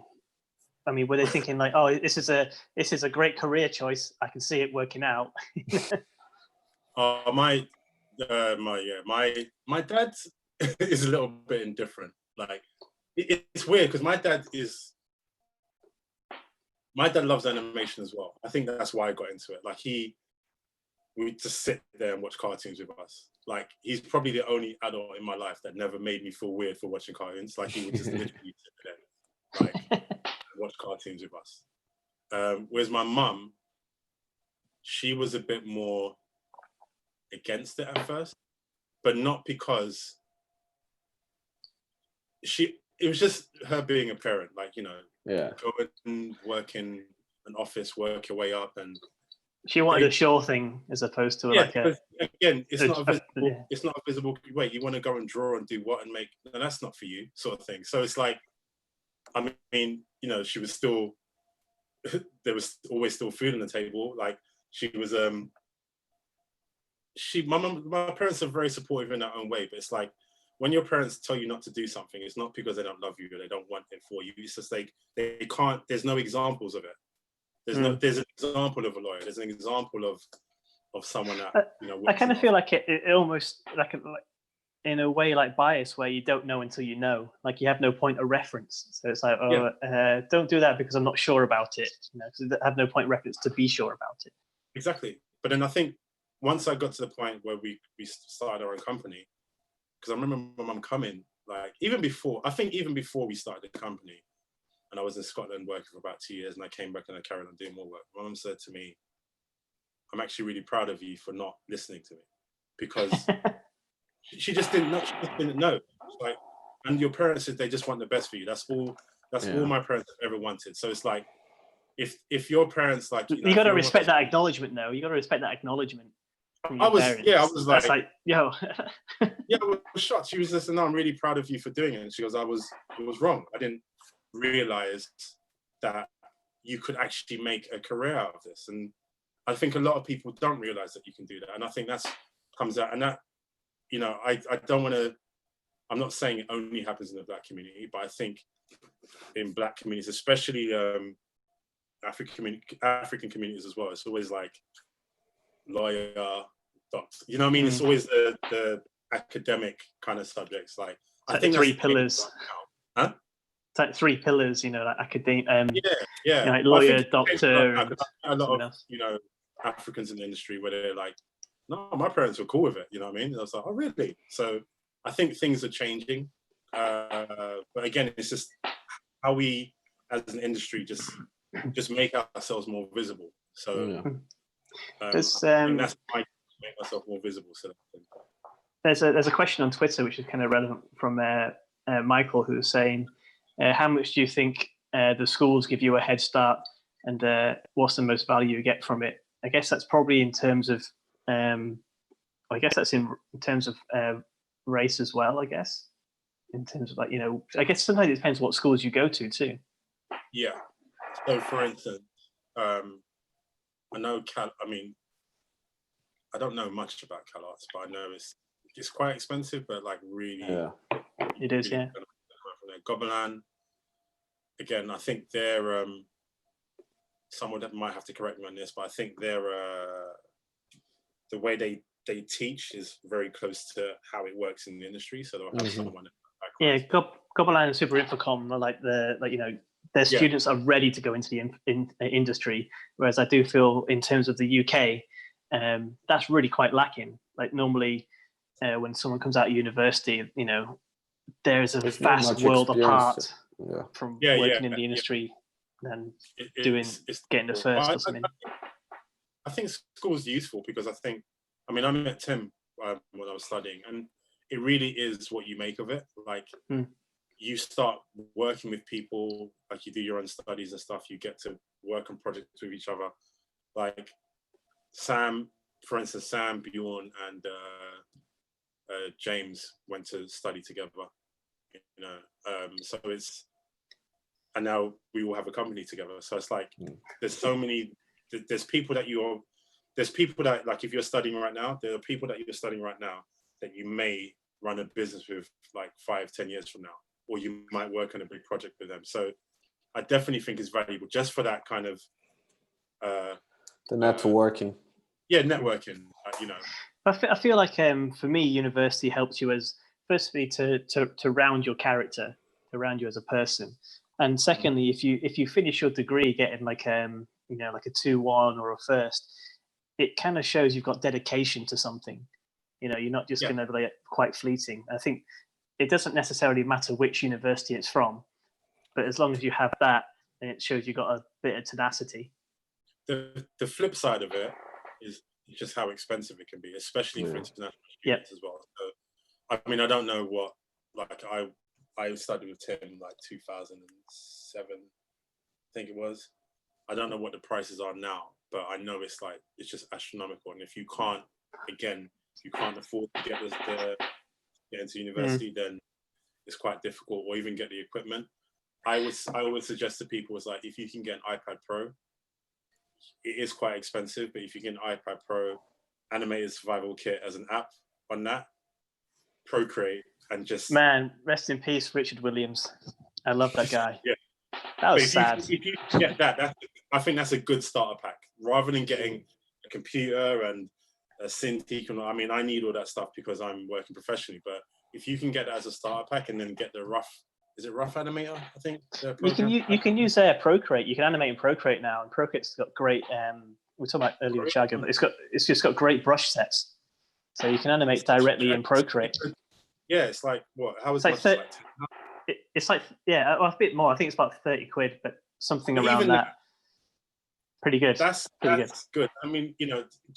The iPad Pro, or any kind of like drawing tablet where you can actually draw into it.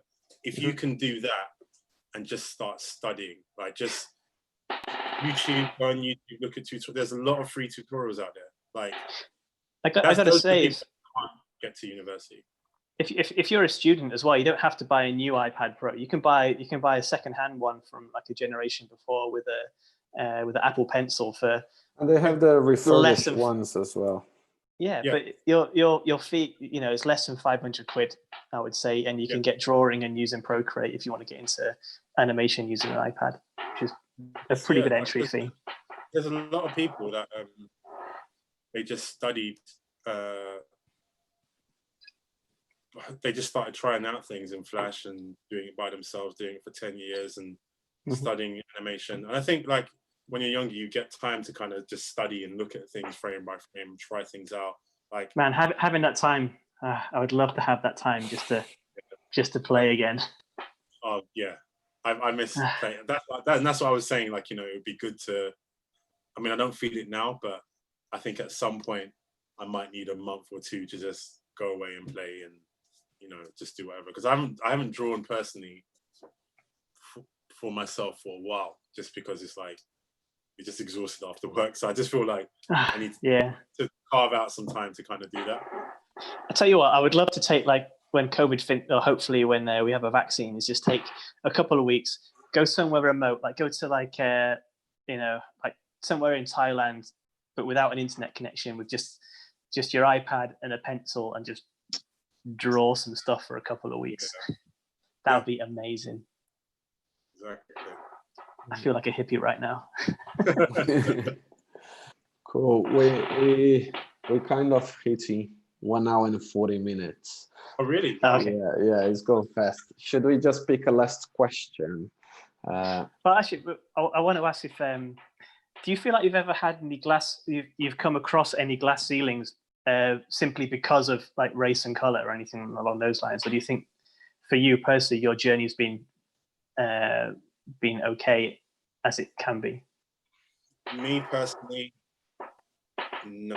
I mean, don't get me wrong. I've had weird comments, like, or there's always like a bit of a surprise when you show someone your work and then you walk through the door and you're black, and it's like the cogs are turning. It's like, oh, I'm a bit surprised. But in terms of like being stopped or like not being let into the party because I'm black, I haven't felt that. Some people have felt that. I think it depends. Like, I feel like my situation is quite unique, so I don't really want to, well, I've had no problems, sort of thing, because I think you can't do a broad stroke like that. Right, exactly. Some, like, it depends. Like, if you're working in a company, someone might be working at the same level, but someone might get an opportunity that someone else won't get because either they're a woman or they're black or whatever. So whereas with me, it's like everything that I've done, like me and Tim worked together first, then we met the other guys and we carried on working together, then we built up a portfolio, and then we started our own company. So there's no one really that has stopped me personally. I've never felt that. What's that? The only thing that would stop you guys is you guys in your scenario. You guys have been like the kind of the master of your destiny in some ways. Exactly, but not everyone has that. So some people do have to freelance for people or work with them. I've always been, and again, going back to my parents, I've never. It's not that I don't see race or see racism or anything like that, but I've never. Even now, like, I've got nephews and nieces, I don't want them to focus on their race as a hindrance. It's almost like it shouldn't be a part. It shouldn't be a part of the question in a way. It should just be. It shouldn't you be. are, it really and that's be. you. A lot of us, we have to, and a lot of black people do have to. It's part of their reality. Like, but for me, it's like, you almost don't want to indoctrinate them into a way of thinking that starts becoming a self-fulfilling prophecy. It's such a difficult thing, man. It's very conflicting, isn't it? Like, I mean, I spoke to my nephew about it. I asked him, like, what does he think about what's happened? Just to see his thoughts. He goes, it is really bad that this has happened, and and he has his own thoughts on race as well. And I tried to give him a balanced view of certain things and understand that, there are some people that will probably discriminate against you, whether they realize it or not, because of your race. And there's some people that don't. But ultimately, you have to come out of every situation knowing that you've been your best self. You've done what you could, whether you're, and I would give that advice to anyone, actually, whether you're black or white. I just think it's like I don't, the reason I don't necessarily talk about race a lot or even post on my Instagram is because I'm like, my focus is on doing good work. And if I can inspire people that look like me to do good work, then that's me. That's my small contribution to the problem. The only reason I'm talking about it now, because like I said, a lot of people are hurt. A lot of people are angry and upset. And you might talk to someone else and they might be completely different from me and completely upset. I've spoken to people that have said to me, oh, well, why are you putting this stuff on the line? I didn't come to the company for that. And, just do, someone said to me, oh, you'd be better off. One of the YouTube comments actually said, oh, you'd be better off making Grand Piton than talking nonsense, sort of thing. And he has a point. I mean, all right, you could have phrased it better, but he has a point. It's kind of like, we don't really want to see negative images of ourselves. It can be psychologically, when you keep seeing people in chains or being murdered and they look like you, it does do something. And so on my Instagram, I've tried to put stories and have a bit more of a positive approach and show us at our best selves, you know. And show solutions. Yeah, I think when I come from, you know, I mean, we're going to probably do another talk and get more females involved. But after that, my goal is just to simply like just put out good work, be more visible, help where we can in terms of charities and stuff. But because I'm not an activist, I don't know how some of these people do it. To be honest, they've been doing it for years. Like, I mean, I've had like 1 or 2 weeks of just being really stressed out, like talking to people, trying to put things out. What do we do? And I'm like, I don't know how they, like, they're heroes. I don't know how they do it. And some people have been doing it for years and like, you know what? I'm not talking about this anymore. Like, I've had enough. It takes a lot of energy. There's a lot of energy. Mental toll. It's just 1 week. For me, it's just been a couple of weeks talking about this. And I'm just like, this is exhausting. Like, I mean, like, obviously, like, there is a big problem in the UK with like racial inequality, no doubt. But man, absolutely. I am glad we're not America. Like, it just feels like 10 times as intense. I think it's 10. I think the backlash is 10 times as in. I mean, it's hard for me to, like, there's some people that will speak about these things and they have all the historical context and dates and why things are the way they are. So I don't want to, you know, I mean, Britain has its problems too, most definitely. I mean, even like people arguing for the statue, you know, like, why is that an argument? Like, he shouldn't, but it's a part of history. It's like, and I'm not for like tearing down history completely, but there's certain things, it's like, there's an equitable solution for that. You don't need to celebrate, you know, history when it's there. There's a, you know, there has to be some sort of reasonable discourse. It's like, I quite like this solution, and please correct me if I'm out of line, but I like the idea of putting it in a museum, and then you can learn about why this is wrong, you know. And I think that's education is the key. Like, at least give it a proper context. It needs exactly. Yeah, like tearing it down, just get rid of the context, and it feels a bit like it feels a bit like when like Al Qaeda tearing down religion statues and what have you that they didn't believe in, trying to erase history. And I think I do think that's wrong. I think we need to keep history, but give it a context on why this is incorrect. We're not really erasing history, you know. History. No, we're not. I know we're not. I'm just you know. That's my that's my thoughts. I think at the end of the day, like these things happen and it's part of our history. But to try and paint it in such a way that those people did something, because if, like, I was listening to, I think it was GMTV, and a woman made a comment like, yes, Jimmy Savile was a philanthropist, but you wouldn't put his statue up. Like, if someone taught his statue, you know what I mean? It's kind of like you have to try and like understand why people did that. Not you, but I'm talking about like just a general conversation. Wasn't me. Yeah, of course. But if you take the statue, put in a museum, and explain the context of whatever it was. I mean, it's such a hard conversation because everybody has. No one's just good or bad. It's like everyone's nuanced in the context of the time that they're living in. You know? So it's just, I think the biggest thing that I've learned, or the biggest takeaway that I've had, is just having conversations with people and just talking honestly about how you feel about certain things. And again, I've spoken to my family members and that. Some people like are really for us, the line putting stuff in their stories, and some people, there's a few people they're not into it. They're like, well, all of a sudden, why now? And all opinions are valid, you know. Maybe, I mean, bringing it back to creative Finnish animation, maybe it's just maybe it's a case of just talking about it more and having a forum to talk about it more as well. Maybe I definitely, for me, like the types of things I want to make will represent us, or at least where I'm from, you know, being Black, London, Caribbean. I think it will represent my story more, or my history more. And I think, you know, if you can get projects like that in, I mean, it's very hard to do, but if we can get projects like that in, that just gives people a voice or gets people into the studio that probably wouldn't be there otherwise.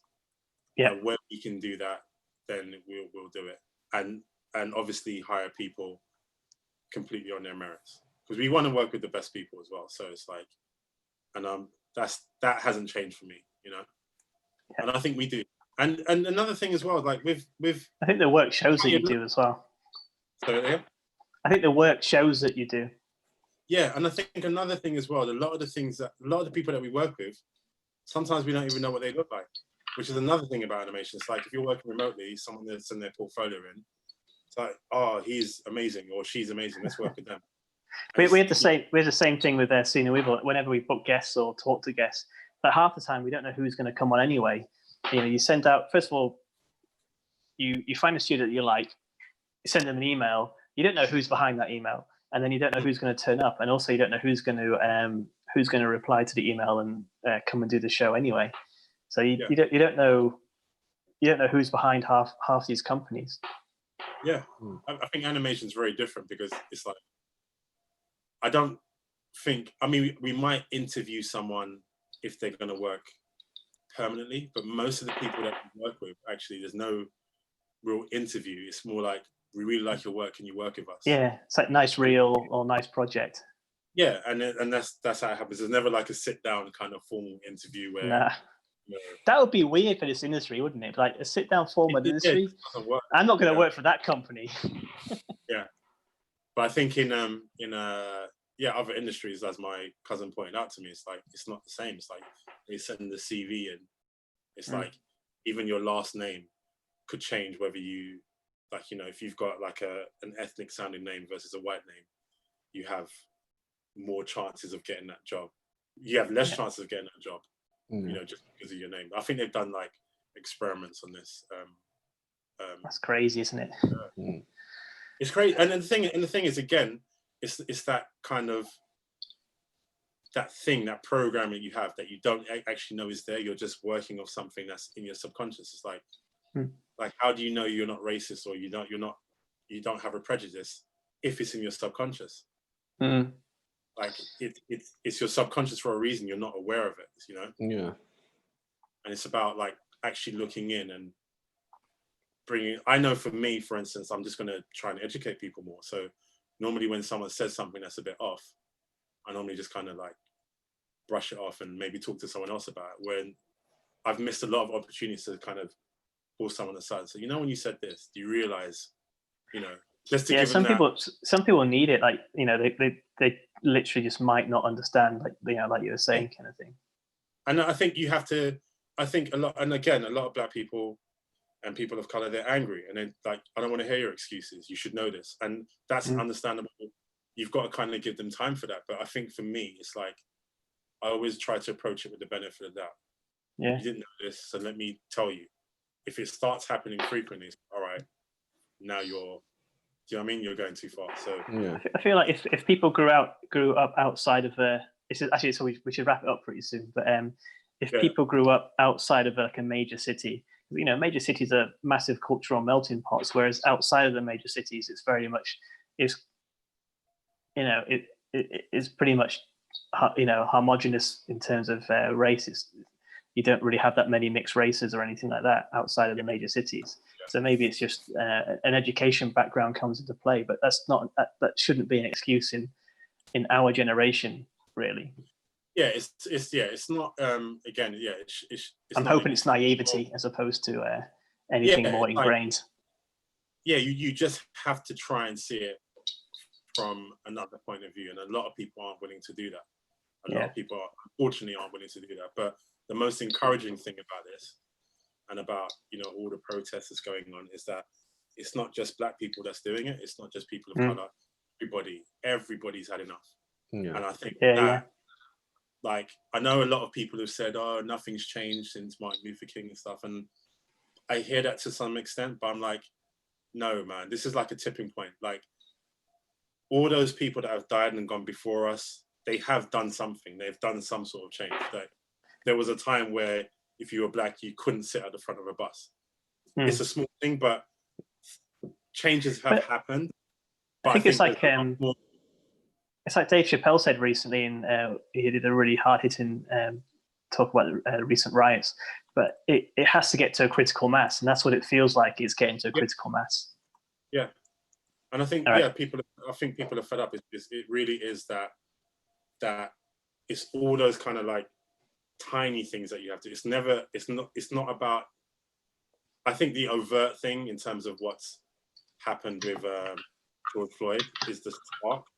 But actually, it's all the tiny little things that people of color have to deal with day to day that they're fed up of. And I think, white people, they're listening. A lot of people are listening. So that's really encouraging. I don't think I've ever, in my lifetime, ever seen that. And I think that is really, really encouraging. And I think I feel like we should, I think we should probably end on that positive note. Everybody coming together. Yeah, man.